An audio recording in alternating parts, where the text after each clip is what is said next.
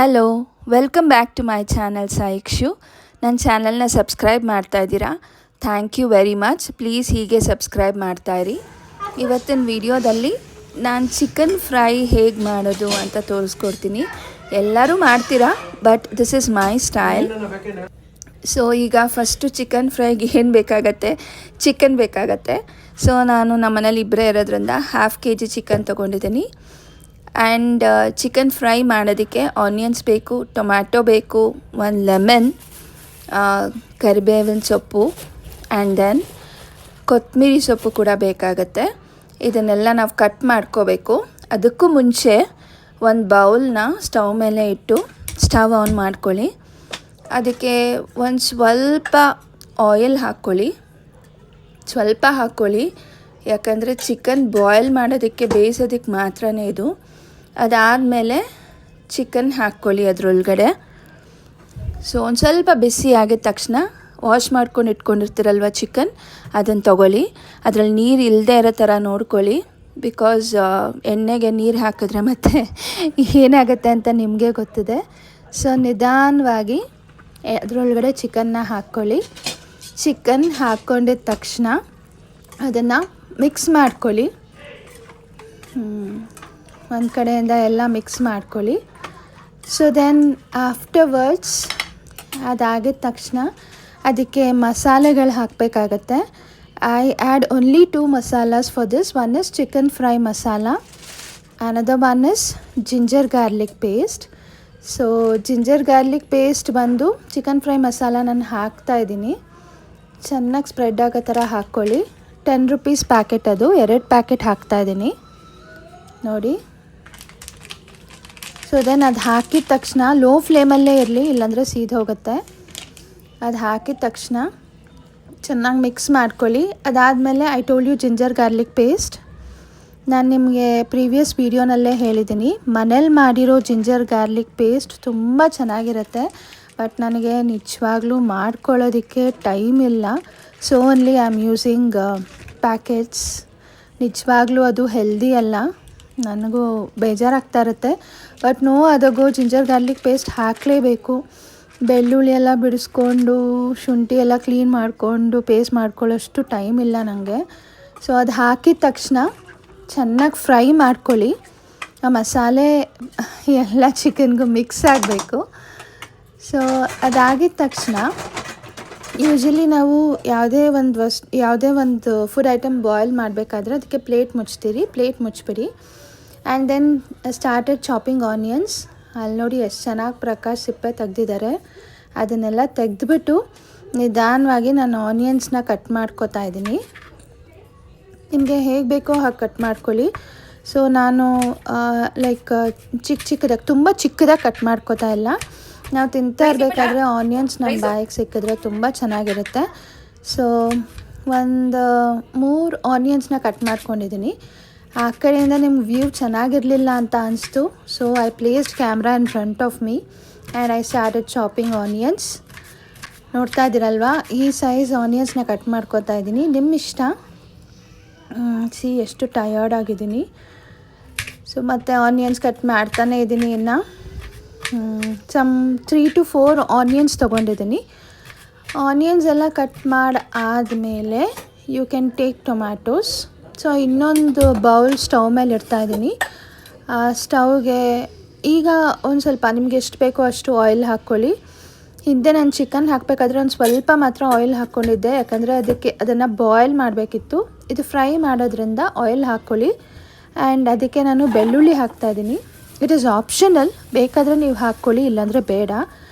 ಬೆಳ್ಳುಳ್ಳಿ ನನಗೆ ತುಂಬ ಇಷ್ಟ, ಸೊ ಅದಕ್ಕೆ ನಾನು ಹಾಕ್ಕೋತಾ ಇದ್ದೀನಿ. ನಮ್ಮ ಮನೆಯಲ್ಲಿ ಯಾರೂ ಬೆಳ್ಳುಳ್ಳಿ ತಿನ್ನಲ್ಲ, ಅದನ್ನು ಎತ್ತಿ ಸೈಡಿಗೆ ಇಡ್ತಾ ಇರ್ತಾರೆ. But it is also very healthy. It helps in digestion. ಮತ್ತು ಕರಿಬೇವಿನ ಸೊಪ್ಪು, ಫ್ರೆಶ್ ಆಗಿರೋ ಕರಿಬೇವಿನ ಸೊಪ್ಪು ತೊಗೊಂಡಿದ್ದೀನಿ, ಅದನ್ನು ಹಾಕ್ತಾಯಿದ್ದೀನಿ. ಆ್ಯಂಡ್ ಅದಾದಮೇಲೆ ಚಾಪ್ ಮಾಡ್ಕೊಂಡು ಇಟ್ಕೊಂಡಿರ್ತೀರಲ್ವ ಆನಿಯನ್ನು, ಅದನ್ನು ಹಾಕ್ಕೋಬೇಕು.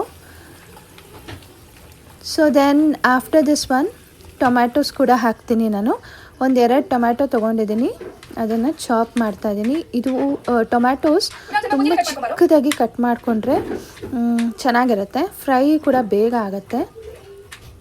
ಆ್ಯಂಡ್ ದೆನ್ ನೀವು ನೋಡ್ತಾ ಇರ್ಬೋದಲ್ಲಿ 2 ಬೌಲ್ಸ್ ಇಟ್ಟಿದ್ದೀನಿ. ಒಂದರಲ್ಲಿ ಚಿಕನ್ ಬೇಯ್ತಾ ಇದೆ, ಇನ್ನೊಂದರಲ್ಲಿ ನಾನು ಆನಿಯನ್ ಹಾಕಿ ಒಗ್ಗರಣೆ ಮಾಡ್ತಾಯಿದ್ದೀನಿ. ಸೊ ಈಗ ನೋಡಿ ಅಲ್ಲಿ ಓಪನ್ ಮಾಡಿ ನೋಡಿದೆ, ಒಂದು ಸ್ವಲ್ಪ ಚಿಕನ್ ನೀರು ಬಿಟ್ಟಿದೆ, ಬಟ್ ಆದರೆ ಬೆಂದಿಲ್ಲ ಇನ್ನು. ಅವಾಗ ಪ್ಲೇಟ್ ಓಪನ್ ಮಾಡಿ ನೀವು ತಿರುಗಿಸ್ತಾ ಇರಬೇಕು, ಇಲ್ಲಾಂದರೆ ಅದು ಸೀದೋಗ್ಬಿಡುತ್ತೆ. So side by side onion ಬೇಯಿಸ್ಕೊತಾ ಇದ್ದೀನಿ. ಅದಕ್ಕೀಗ ಟೊಮ್ಯಾಟೋಸ್ ಹಾಕಬೇಕು. ಕಟ್ ಮಾಡಿ ಇಟ್ಕೊಂಡಿರೋ ಟೊಮ್ಯಾಟೋಸ್ನ ನಾನು ತೊಗೊಂಡು ಅದರೊಳಗಡೆ ಹಾಕ್ತಾಯಿದ್ದೀನಿ. ಸೊ ನಾವು ನೋಡಿ ಹೇಗೆ ಕಾಣಿಸ್ತಾ ಇದೆ ಅಂತ. ಇನ್ನು ಸ್ವಲ್ಪ ಫ್ರೈ ಆಗಬೇಕು ಆನಿಯನ್. ಅದಾದಮೇಲೆ you can put other ingredients also. ಇಲ್ಲಿ ನೋಡಿ ಚಿಕನ್ ಇದೆ ಪಕ್ಕದಲ್ಲಿ, ಅದು ಆನಿಯನ್ಸ್ ಕೂಡ ಬೇಯ್ತಾ ಇದೆ, ಚಿಕನ್ ಬೇಯ್ತಾ ಇದೆ. ಇನ್ನೂ ಅರ್ಧಂಬರ್ಧ ಬೆಂದಿರೋ ಕಾರಣ ಇನ್ನು ಸ್ವಲ್ಪ ಬೇಯಿಸಬೇಕು. ಸೊ ಈಗ ನಾನು ಟೊಮ್ಯಾಟೋಸ್ ಹಾಕ್ಕೋತಾ ಇದ್ದೀನಿ.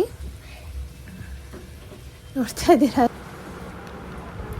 ನೋಡಿ, ಕೊತ್ತಂಬರಿ ಸೊಪ್ಪು ತೊಗೊಂಡಿದ್ದೀನಿ, ಫ್ರೆಶ್ ಆಗಿದೆ. ಅದನ್ನು ವಾಶ್ ಮಾಡಿ ಚಾಪ್ ಮಾಡಿ ಇಟ್ಕೋಬೇಕು. ವಾಶ್ ಮಾಡ್ತಾಯಿದ್ದೀನಿ. So after that I am checking video record ಆಗ್ತಾ ಇದೆಯಾ ಅಂತ ನಾನು ಚೆಕ್ ಮಾಡಿದೆ. ಮತ್ತು ವಾಶ್ ಮಾಡಿದ ತಕ್ಷಣ ಅದನ್ನು ಚಾಪ್ ಮಾಡ್ಕೋತಾ ಇದ್ದೀನಿ. ಸೊ ಚಿಕನ್ ಬೇಯ್ತಿದೆ ಅಲ್ವಾ, ಅದಕ್ಕೆ ಲಿಡ್ ಕ್ಲೋಸ್ ಮಾಡ್ತಾಯಿದ್ದೀನಿ. ಆ ಲಿಡ್ ಕ್ಲೋಸ್ ಮಾಡೋದೇನೇ ಗೊತ್ತಾ, ನೀರು ಬೇಗ ಬಿಡುತ್ತೆ ಆ್ಯಂಡ್ ದೆನ್ ಚಿಕನ್ ತುಂಬ ಚೆನ್ನಾಗಿ ಬೇಗ ಬೇಯುತ್ತೆ. ಅದೊಂದು ರೀಸನ್ಗೆ ಲಿಡನ್ನು ಕ್ಲೋಸ್ ಮಾಡ್ತಾಯಿದ್ದೀನಿ. ಆ್ಯಂಡ್ ನಿಮಗೆ ಹಿಂದೆ ನಾನು ಮಾತಾಡ್ತಾ ಇರಬೇಕಾದ್ರೆ ವಾಯ್ಸ್ ಓವರ್ ಕೊಟ್ಟಿರಬೇಕಾದ್ರೆ ಎಷ್ಟೊಂದು ಸೌಂಡ್ ಕೇಳಿಸ್ತಾ ಇದೆ. I am very sorry. ಹೊಸ್ದಾಗಿ ವೀಡಿಯೋ ಮಾಡ್ತಾ ಇರೋದ್ರಿಂದ ಹೊಸ್ದಾಗೆಲ್ಲ ಕಲಿತಾ ಇದ್ದೀನಿ. ಸೊ ಕೊತ್ತಂಬರಿ ಸೊಪ್ಪು ಚಾಪ್ ಮಾಡಾಯಿತು. ಅದನ್ನು ಒಗ್ಗರಣೆ ಮಾಡ್ತಿದ್ದೀರಲ್ವ, ಆನಿಯನ್ ಟೊಮ್ಯಾಟೊ ಎಲ್ಲ ಹಾಕಿದ್ದೀರಲ್ವ, ಅದರಲ್ಲಿ ಕೊತ್ತಂಬರಿ ಸೊಪ್ಪು ಕೂಡ ಹಾಕ್ಕೊಳ್ಳಿ. ಸೊ ಕೊತ್ತಂಬರಿ ಸೊಪ್ಪು ಹಾಕ್ಕೊಂಡಾದಮೇಲೆ ಒಂದು ಸತಿ ಅದನ್ನು ತಿರುಗಿಸ್ಬಿಟ್ಟು, so you can just close the lid for that. ಅದು ಕೂಡ ಬೇಗ ಬೇಯುತ್ತೆ.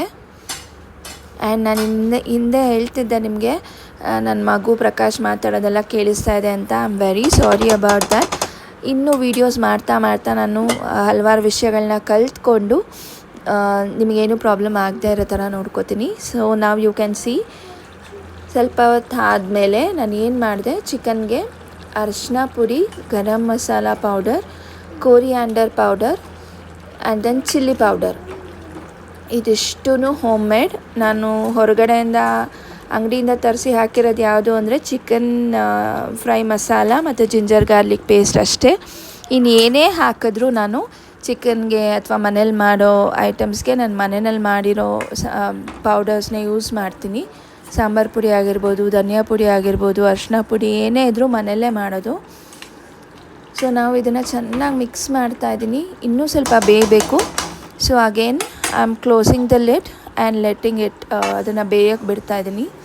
ಸೊ ಫೈನಲಿ ಚಿಕನ್ ಬೆಂದಿದ ತಕ್ಷಣ ಒಂದು ಸ್ವಲ್ಪ ಪೆಪ್ಪರ್ ಪೌಡರ್ ಹಾಕಿ ಅದಕ್ಕೆ ನೋಡಿ ಚಿಕನ್ ಹೇಗೆ ಕಾಣಿಸ್ತಾ ಇದೆ ಅಂತ.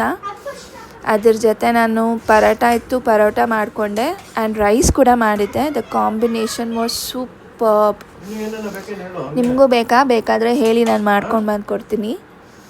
So thank you very much for watching. Please ನನ್ನ ಚಾನಲ್ನ ಸಬ್ಸ್ಕ್ರೈಬ್ ಮಾಡಿ, ನನಗೆ ಹೀಗೆ ಸಪೋರ್ಟ್ ಮಾಡ್ತಾಯಿರಿ. ಏನಾದರೂ ಮಿಸ್ಟೇಕ್ ಆಗಿದ್ರೆ I am very really sorry for that. I will try to correct my mistakes. Thank you very much. Bye.